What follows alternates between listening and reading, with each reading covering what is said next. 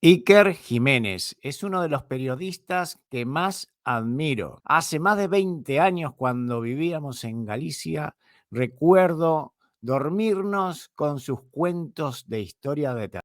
25 años llevo siguiéndote, Iker Jiménez. Eres para mí uno de los mejores. Y precisamente Iker Jiménez, que tiene un programa en televisión que se llama Horizonte, emitió ayer un programa hablando sobre el Ecuador. Ahora, muy bien saben ustedes que el Ecuador está en boca de todos, lo están pasando en todas las televisiones del mundo por todos los sucesos que están aconteciendo. Pero ¿quién es Daniel Noboa? Yo he surfeado las páginas de internet y he encontrado esto. Ya me dirán los ecuatorianos si es cierto o no.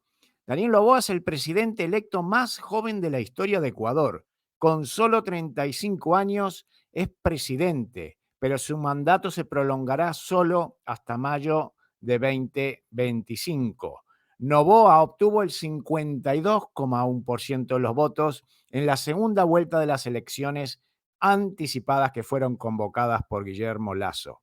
El joven pertenece a la tercera generación de una familia de empresarios multimillonarios de Guayaquil. Su abuelo fundó la exportadora bananera Noboa y su padre expandió el negocio familiar más allá del banano hasta controlar un entramado multinacional de empresas bajo la insignia del grupo Noboa.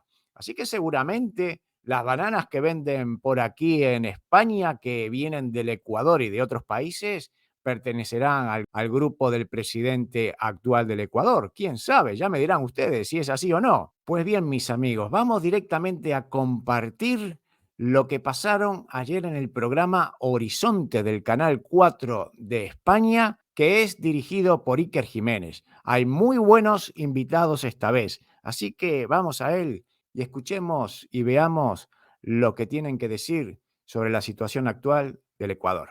Adelante. Bueno, estas imágenes, queridos amigos, han dado la vuelta al mundo.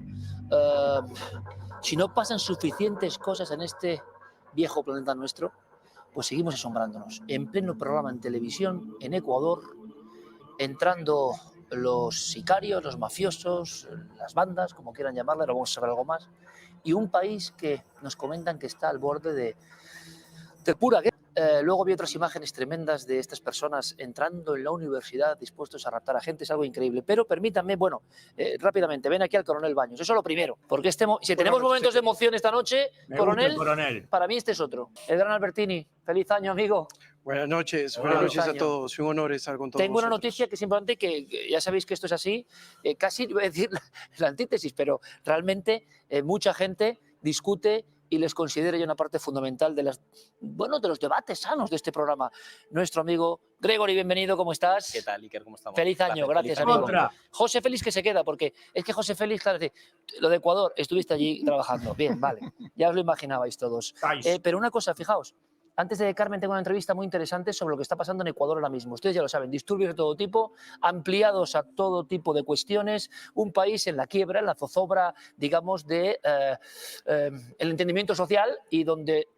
¿Quiénes son los que están montando todo esto? Ahora lo contamos, pero me manda Cristian, nuestro compañero, Cristian Llorente, noticia de última hora, Estados Unidos y Reino Unido se reúnen de urgencia para planificar un ataque conjunto, de alguna manera, contra los hutíes. Sí. De hecho, Iker, ya hacía un par de horas que se había cerrado todo el espacio aéreo de esa zona, precisamente previendo que iba a haber un ataque muy potente por parte de Estados Unidos y del Reino Unido. Curiosamente, Estados Unidos intentó crear una gran alianza internacional para atacar a los hutíes en Yemen y lo cierto es que solamente el Reino Unido, sus primos hermanos, digamos que ha acudido a la llamada de esa intervención armada. Y de hecho el primer ministro Sunak, británico, había alertado también hacía un par de horas de que se iba a desarrollar, había alertado a su país una gran operación militar. Las personas que, como hemos visto también en imagen de película, hacían esa especie como de asaltos a barcos en mitad del Mar Rojo. Sí, también se estaba hablando de que hoy mismo Irán había secuestrado un buque estadounidense, de bandera estadounidense. Ojo, que esto se puede complicar muchísimo en buena parte del mundo, ya no solamente en Oriente Próximo, en Oriente Medio, sino complicar en otras partes del mundo, teniendo en cuenta que además eso significa que ahora mismo la mayoría de los barcos, el 80% de los buques que habitualmente transitaban por el Mar Rojo y el Canal de Suez, tienen que dar la vuelta por el Cabo de Buena Esperanza, es decir, dar la vuelta por todo África, con lo cual se está multiplicando por 2 o por 3 el coste. El coste significa que al final lo vamos a pagar nosotros, los ciudadanos europeos, evidentemente, de todas las mercancías que principalmente ¿de dónde vienen? De Asia. Bueno, vamos a analizarlo ahora. Como les decía, Ecuador el otro de los puntos, pero ya es que nos atropella la actualidad, que encima es que no es muy buena en este momento. Vamos a ver. Carmen, estás con alguien que vivió en primera persona los sucesos de Ecuador que han helado al mundo entero. Pues sí, que creo que ya podemos hablar con Odalis Rentería. Ella es asistente de producción de la cadena TC en Guayaquil. Yo creo que ya nos escucha. Odalis, buenas noches en España. Hola, ¿cómo están? Buenas noches. Bueno, nos dejaron muy impactados las imágenes de ese canal de televisión donde trabajas, un canal gubernamental, porque en plena emisión de un programa de repente entra un grupo de encapuchados. ¿Cómo vivís ese momento, Dalis? La verdad, ahorita que han pasado 2 días, puedo decir que ya me siento un poco más tranquila porque estoy en mi casa, salimos ya del peligro, estamos vivos, pero vivir en primera persona esa situación, créanme que no se lo deseo a nadie, es algo aterrador, terrorífico, y sobre todo pensar que en cualquier momento tu vida se puede acabar. Fue una cosa, puedo decir, de locos, porque tú no te levantas pensando que vas a pasar por algo así. Pensamos que solamente íbamos a llegar hasta ese momento. Un día cualquiera, como otro que venimos a la televisión a trabajar, y en un momento dado, ¿cómo os dais cuenta de que un grupo de capuchados está entrando en vuestro canal, que está además poniendo explosivos en la chaqueta del presentador, que está tirando a todos tus compañeros al suelo? ¿Cómo vives esos momentos, Odalis?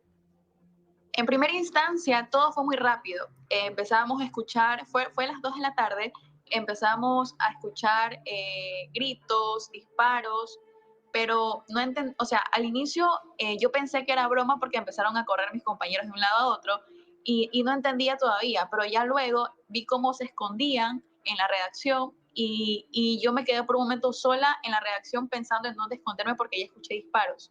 Corro a la primera oficina, meto debajo del escritorio y pensé, me van a encontrar, me van a encontrar. Salí de ahí y me fui al baño donde estaban mis otros 2 compañeros, que era Alina y Jorge Luis Calderón, y con ellos estoy ahí, justamente como él sale, ahí recién nos habían capturado y metido a ese estudio de noticias. Entonces salimos, nos llevaban apuntados en todo momento, jamás dejaron de apuntarnos, nos decían que si hablábamos, que si gritábamos nos iban a matar, y eso era lo que temíamos, más que todo que se les escape una bala a uno de nosotros. Y hasta ahí íbamos, y hasta ahí quedábamos, literal. ¿Os dijeron en algún momento qué era lo que querían, qué pretendían? Porque, si no recuerdo mal, se seguía emitiendo la emisión en directo que había en ese momento y se veía a vosotros tumbados, a los cámaras también que habían sacado de las cámaras. Estaba todo el personal que trabajáis allí encañonados, ¿no?, por esas armas. Según mi percepción, lo que ellos querían, porque lo repetían, era dar un mensaje al mundo, que sepan que ellos tienen la valentía, la autoridad de tomarse un canal. Eso era básicamente, y sembrar el miedo, sembrar el pánico en la gente, porque era un horario en el que la gente lo estaba viendo.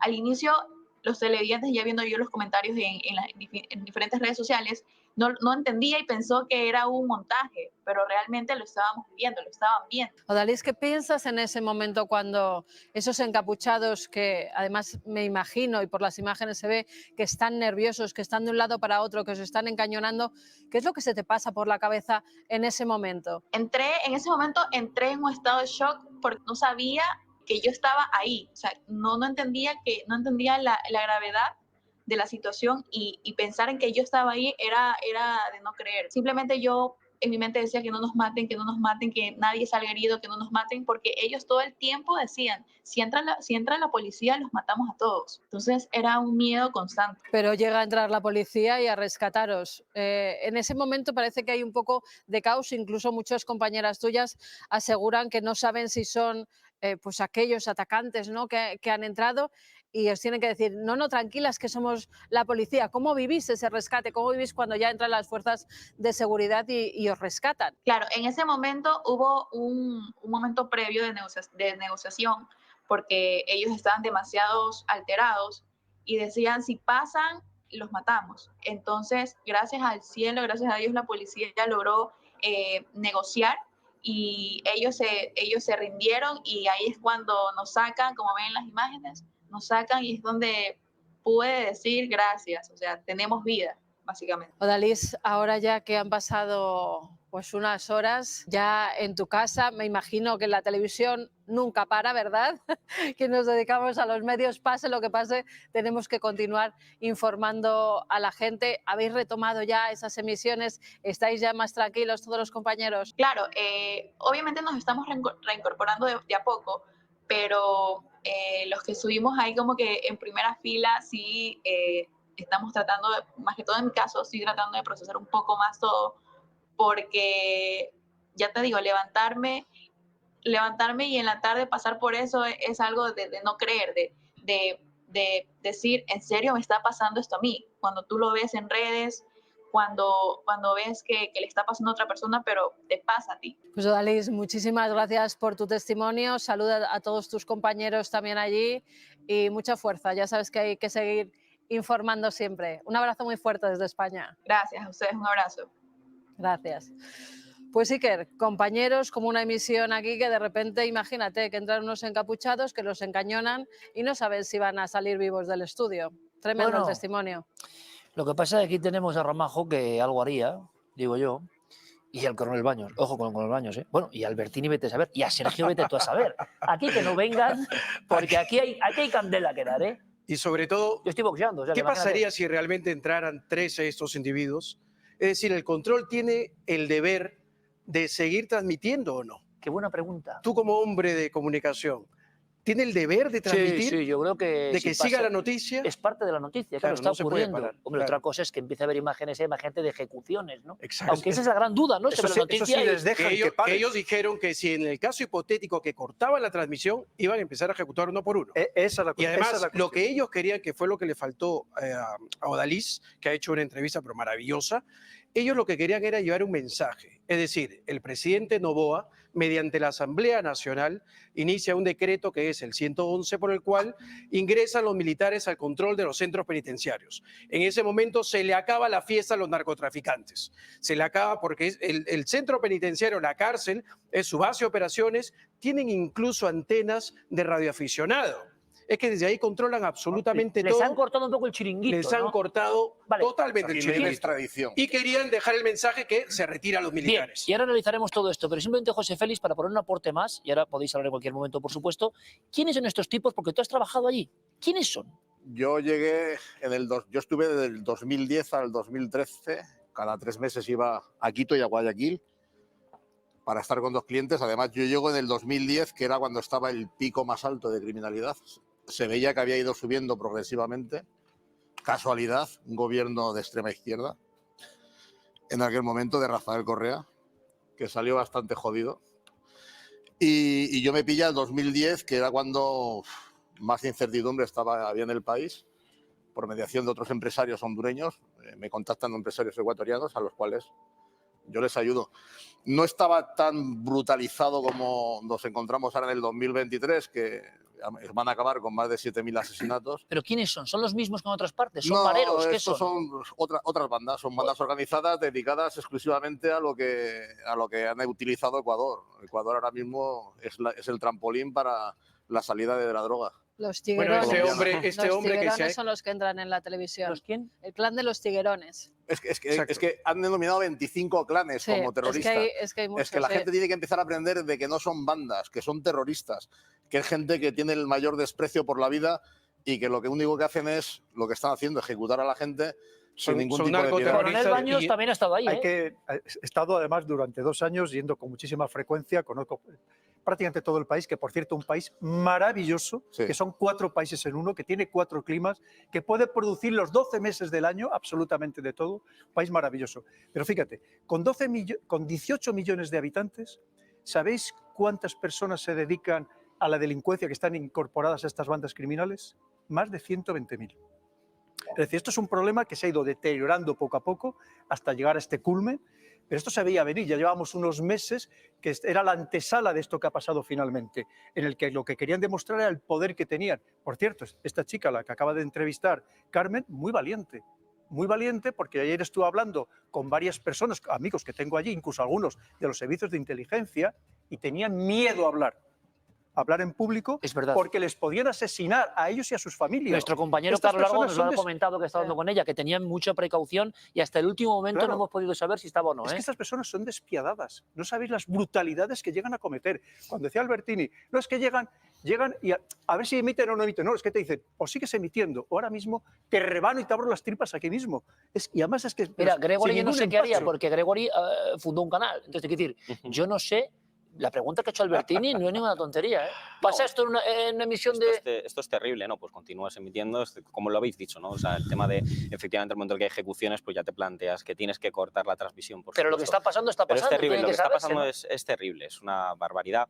Lo que decía aquí el compañero de cuando el gobierno de extrema izquierda, él lo ha calificado así, de Rafael Correa, me parece interesante porque creo que pone sobre la cuestión datos relevantes a colación de lo que hablábamos también del ejemplo de Bukele, de la comparación con otros países de América Latina, de las políticas que se pueden llevar a cabo para combatir el crimen organizado. Todo el mundo dice, hacía falta un Bukele en Ecuador. Todo el mundo lo dice, vamos a ver. Claro, pero resulta que no con un Bukele, sino que con un Rafael Correa, en Ecuador teníamos datos de cómo había una tasa de homicidios de 5,6 asesinatos por cada 100.000 habitantes. 900. Se la encontró con 21 asesinatos por cada 100.000. La rebajó tremendamente. Se convirtió en el segundo país más seguro de toda América Latina, Ecuador, bajo el mandato de Rafael Correa. Eso de extrema izquierda. Gregorio, no tiene nada que ver la política. Eso es el principio. Eso es el principio. Rafael Correa está hasta 2017. Yo te estoy diciendo que en el 2010 hay un índice de 2.600 asesinatos. El índice en el que deja el gobierno Rafael Correa es de 5,6 asesinatos por cada 100.000 habitantes. En ese caso y en ese punto coincido plenamente con Sergio, y que no sea algo habitual. Pero solamente coincido contigo, es verdad, cuando terminó ese delincuente, Rafael Correa, pues está condenado por un delito de corrupción, ¿vale? Por un influjo psíquico que dicen, el influjo psíquico, claro. Sí. Claro, es que lo condenan. El influjo psíquico... Bueno, espera, me lo contés que me tengo que marchar. Me tengo que marchar y volvemos, tranquilos, que es un minuto nada más, ¿eh? Y tenemos dos partes interesantes que empiezan de lujo. Y es que además tenemos unos datos concretos sobre Ecuador y delincuencia, que quizás sea interesante, Carmen, darlos, luego el influjo psíquico y sigue el debate que tenemos de Ecuador. Y no quiero olvidarme de las declaraciones del rey. Oh, sí. Que algo me tenéis que decir sobre Palestina, Israel, el futuro. ¿De acuerdo? Ahora vamos con esos datos. Nuestro querido compañero Nicolás nos manda rápidamente, como siempre, efectivo. ¡Pim! Datos. Carmen. Los datos de homicidios en Ecuador en los últimos 10 años, desde 2014 hasta 2023, que como vemos la curva ha subido muchísimo. Empezaba en 2014 1.310, se mantenía más o menos en los 1.000, bajaba un poquito, 900, subía un poco, 1.100, 1.300. Ya en el año 2021 empieza a crecer bastante, 2.496, año 2022 se dobla, 4.859 y este último año 2023, 7.878. ¿Efecto de la pandemia o de qué otras cosas? Yo lo digo por dejarlo ahí, ¿eh? Ahora me comentáis. Homicidios diarios en Ecuador. Pues mira, en 2021 son 7 los homicidios que hay en este país, en 2022 aumenta 13 y en 2023 sacamos con 22 diarios. Dobla prácticamente en un año. Y hay una cosa, porque ustedes lo han preguntado, homicidios en el año 2023. Comparemos Ecuador, que llegó a ser, como decía Sergio Gregory, un lugar de los más seguros de América, con El Salvador. En Ecuador hay 7.878, como hemos dicho, mientras que en El Salvador con Bukele 194. Hay una gran diferencia. Te he dejado cortado con el influjo psíquico. Claro, esa fue la condena que tiene Rafael Correa, pero eso se traduce simplemente en un inductor. Es decir, cualquier persona que mediante determinación ordena a otro cometer un delito, y que hizo Rafael Correa. Supuestamente no está condenado, es una sentencia firme. Ese señor obligó a los funcionarios a que cometieran cohecho pasivo impropio, es decir, un delito de corrupción. Pero Albertini, lo que dice Sergio es verdad, es decir, bajó la tasa. Es verdad, ¿Ah? Pero ¿qué ocurre? Es verdad, sí, no cuando termina Correa quedó en 5 asesinatos por cada 100.000 habitantes. Pero ¿qué ocurre? Constantemente, recordemos que Latinoamérica se viene nutriendo del narcotráfico. Es decir, las distintas empresas que sirven como coladera y como tapadera para poder blanquear este dinero se van nutriendo. Cuando Jesús eliminaba un demonio, lo enviaba a los cerdos o lo enviaba a alguien. Es decir, esa energía no la dejaba suelta. ¿Qué ha ocurrido en El Salvador?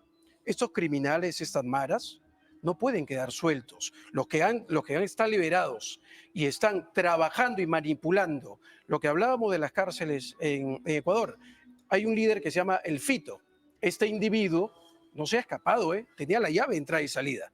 Tenía la llave de entrada y salida. En plan narcos de Escobar, como decían, efectivamente, una prisión acondicionada. Totalmente, era un penthouse, total película. Y ese señor, cuando no lo encuentran en el centro penitenciario, que además pertenece a los choneros, que es el brazo armado del cártel de Sinaloa. Volvemos a lo mismo. La cocaína interconexión. Se fabrica en Perú, viaja por Centroamérica, Venezuela ya no contamos porque es un narcoestado pleno, contribuyen con esa huida y ese transporte de la cocaína hasta Estados Unidos. Pero, Alberto, claro, es que está rodeado de los 3 países productores de cocaína en América. Sí, rodeado. Por un lado, frontera con Colombia, frontera con Perú, y debajo, justo de Perú, Bolivia. Con lo cual, ¿qué sucede? Que efectivamente son fronteras muy porosas, si mal lo recuerdo, con Colombia son casi 600 kilómetros, que además el problema que viene es porque retiraron a prácticamente todo el ejército que vigilaba esa frontera. Porque el ejército lo han ido minando, porque era lo que daba estabilidad al país. Porque la policía, ahí sí que es verdad, estaba muy corrompida, pero no el ejército. Y lo que hicieron fue retirarle de la frontera. A partir de ese momento ha entrado de todo, porque al otro lado de la frontera, en Colombia... ¿Pero dices con él retirarle como si fuera una operación sabiendo lo que se hace? No, porque pensaban que no era necesario o pensaban que era una manera de no darle tanto poder al ejército, que al final es la columna vertebral de Ecuador. Y al otro lado de la frontera, en Colombia, es donde están algunos de los principales campos de producción de coca. ¿Qué significa? Pues que muchas personas pasan esa frontera, se convierten en narcotraficantes, en bandas peligrosísimas que llevan la droga a puertos como el de Guayaquil, donde atracan barcos de gran calado y que a partir de ahí, con una permisividad absoluta, reparten por medio mundo. Guayaquil, que los datos nos decían, y por no hacerlo cansado, pero que era tremendo. Por eso pasa en Guayaquil. Es que lo de Guayaquil y un dato importante que en ningún caso quiero mencionar y acusar a nadie, pero curiosamente el presidente Daniel Noboa es uno de los que pertenecen a la familia más adinerada del Ecuador, que se encargan de hace muchísimos años, son los principales exportadores de banano. Además de forma marítima. Pero, claro, no obstante, el año pasado se han encontrado y se han incautado una cantidad de containers con cocaína escondida en bananos. Mira, lo dejo sobre la mesa. Solo por redondear, Carmen, para que la gente sepa lo que es una de esas 4 partes del Ecuador, por decirlo de alguna manera.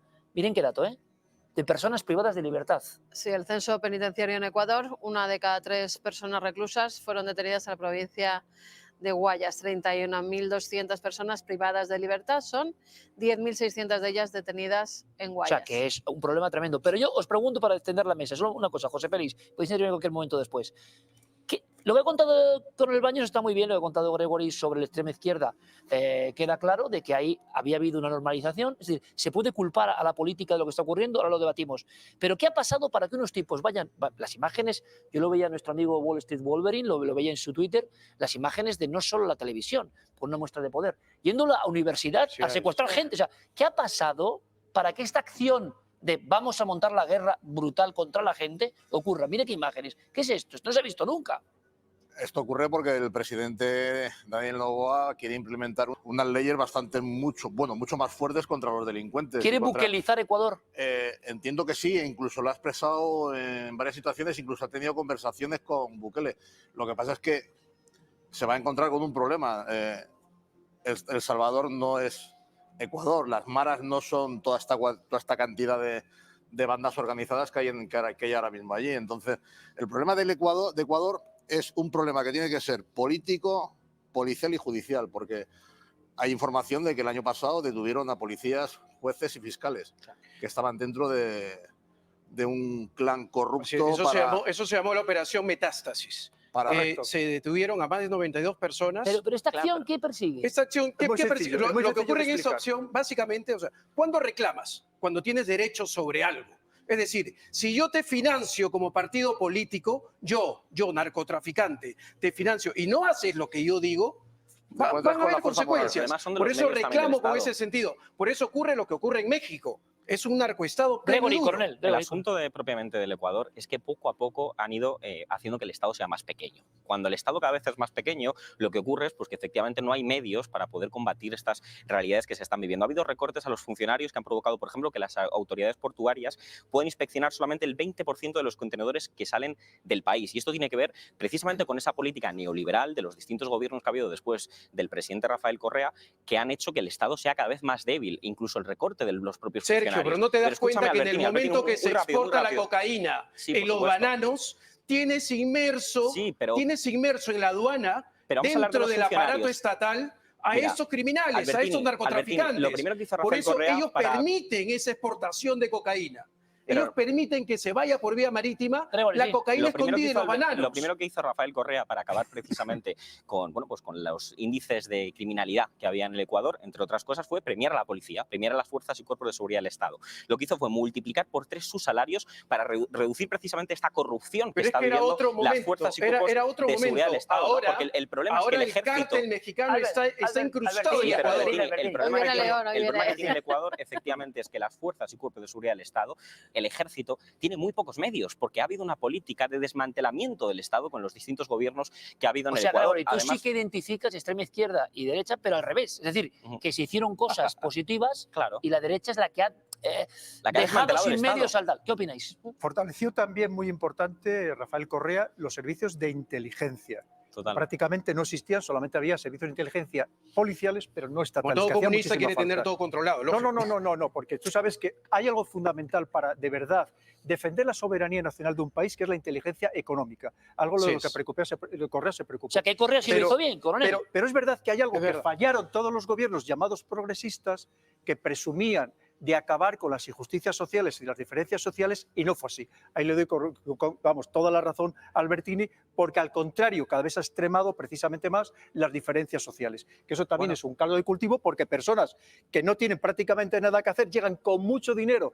Estas mafias del narcotráfico les ofrecen dinero y hacen lo que haga falta y matan al que haga falta. Y eso nos da a entender de lo orgulloso que debemos estar de nuestra querida patria. Eso por supuesto. En eso Mira, todos aquí presentes lo tenemos un aparato represivo ante esos delincuentes que actúan de 3 maneras frontales. En España hay un Estado social, afortunadamente. Número 1, tenemos una inteligencia económica por el cual se puede derivar cualquier tipo de transferencia para que pueda emitir cualquier ilegalidad y ahí saber si se está lavando dinero para financiar el narcotráfico. Un liberal Número libertario 2, como Albertini defendiendo la inteligencia económica. se puede ingresar, en ningún caso esos actores estatales pueden operar libremente porque tarde o temprano van a caer bajo una supervisión correcta. Y número 3, lo más importante, desde luego, los actores políticos no están financiados por entidades.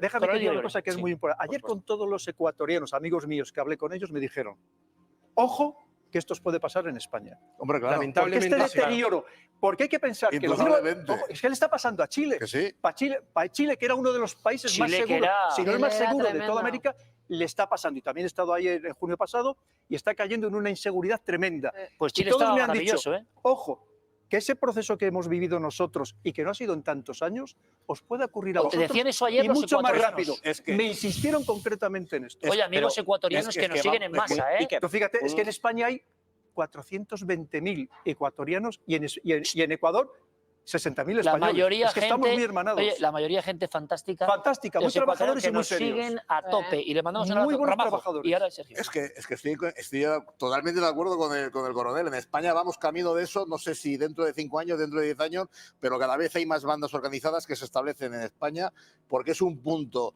y un lugar cómodo para todos estos criminales y encima, cuando tenemos que apoyar, cuando tenemos que dar más instrumentos, efectivamente, y no desmantelar ni la policía, ni la Guardia Civil, ni el Ejército, en vez de darles más herramientas para que puedan cumplir su trabajo, se las estamos quitando. Y lo vemos a diario, yo lo veo a diario. Yo veo policías nacionales en la calle que no tienen ni chalecos antibala. Y estamos en un nivel 3. Entonces, claro, si desde el propio Estado tú estás desmantelando y no te estás preocupando por tus propias fuerzas y cuerpos de seguridad del Estado, se aprovecha siempre ese tipo de grupos. Pues al final los grupos, las mafias, yo no llamo pandilleros ni bandas latinas, yo los llamo sanguinarios, asesinos. Porque les das más importancia de lo que hacen muchos políticos. Claro. Y cada vez vemos más atentados con armas de fuego en España. Totalmente. Y cada vez se verán más atentados. Cada vez más en la calle, a muy plena sencillo, luz del porque día. lo mismo que le pasa a Ecuador, que al final se ha convertido en el punto de paso de la droga, de la cocaína, pero es que la cocaína que viene de esos 3 países que antes decíamos, productores, llega a África, concretamente a la parte occidental de África, al Golfo de Guinea. De ahí, a través de un Sahel absolutamente desestructurado y de un Magreb básicamente igual, ¿a dónde viene? A España. Y desde España se distribuye a toda Europa. Gregory, ¿de acuerdo? Somos el punto de paso. Coronel, bueno, sobre esta cuestión de acuerdo en respecto a que efectivamente el contexto en el que está Ecuador es un contexto muy difícil Lo digo para por el tema España. del tráfico de drogas. Respecto a España, bueno, si hay un mayor desmantelamiento del Estado y nos encontramos con que no hay políticas públicas para que la gente tenga que, bueno, pues que estar desesperada y recurrir a este tipo de barbaridades, pues pasará. Yo creo que no va a pasar porque afortunadamente en España hay un Estado social en el que la gente, bueno, pues tiene oportunidades como no ocurre en muchos países latinoamericanos que sufren precisamente estas políticas que se están tratando de imponer. Pero un dato importante que quiero desmontar, que me parecía que es relevante, la Revolución Ciudadana disminuyó la desigualdad social en 7 puntos el coeficiente de Gini de distribución de ingresos en Ecuador. Es decir, hubo una mayor distribución de los ingresos en Ecuador cuando gobernó la Revolución Ciudadana, cuando gobernó Rafael Correa. Y eso es lo que se vio repercutido en que la sociedad ecuatoriana... Perdona, ¿sabes cómo Sí, fue? supuesto. Si me permite, ¿sabes Por cómo supuesto, fue? A base de subvencionar. Prácticamente la gasolina era tirada, de hecho allí no había coches diésel, había todos terrenos gigantescos que eran de gasolina que consumían una bestialidad, el gas para las casas era prácticamente gratis, por eso disminuyó artificialmente, pero porque estaban subvencionados, porque es verdad que ingresaban muchísimo dinero con el petróleo, volvemos a insistir, pero hubo una que es un país muy recuperación rico, por parte del Estado de sectores estratégicos que antes estaban en manos privadas Pero- y que no repercutían. pero eso Oye, no dejar un significa momento, que la coronel, sociedad coronel, hubiera coronel, evolucionado. coronel. Oye, estoy encantado que estés con nosotros. Es como si nos faltara... ¿Sabes lo que...? Yo con vosotros, ¿Sabes? vaya fieras que tengo aquí. Pero Los vaya mejores. fieras, Tengo a los nunca mejores. me mira. A los mejores. Oye, A los coronel, mejores tengo aquí. coronel, estoy encantado de que estéis aquí los 4, pero encantado, ahora seguimos, ¿eh? Pero tengo la sensación, la gente me decía, faltaba algo. O sea, muy genial, porque bueno, Ramajo, imagínate, Bueno. y Albertini y Gregory nos han dado mucha gloria, de momentos impresionantes que luego se redifunden. Nos queda otro bloque, tranquilos. Y como Ecuador, bueno, quiero pediros también la opinión sobre este asunto del rey, que ha sido muy comentado, está siendo muy comentado, y cómo puede influir geopolíticamente, ¿de acuerdo? Sí, sí. Volvemos enseguida. Bueno, aquí termina el tema de Ecuador. Ahora van a hablar un poquito del rey. Si quieren ver este excelente programa, la verdad, muchas gracias Iker Jiménez y a su señora esposa Carmen Porter y a todos los invitados, porque me ha entretenido muchísimo. Ha pasado volando. ¿Cuánto tenemos? ¿Media hora de programa? Y que me quedó cortito, ¿eh? Me encantan estos debates que hacen en la televisión española. Espero que a ustedes también. Y llegará todos estos problemas de Latinoamérica a España. Leo sus comentarios y nos vemos en el próximo programa. Hasta la próxima. Chao.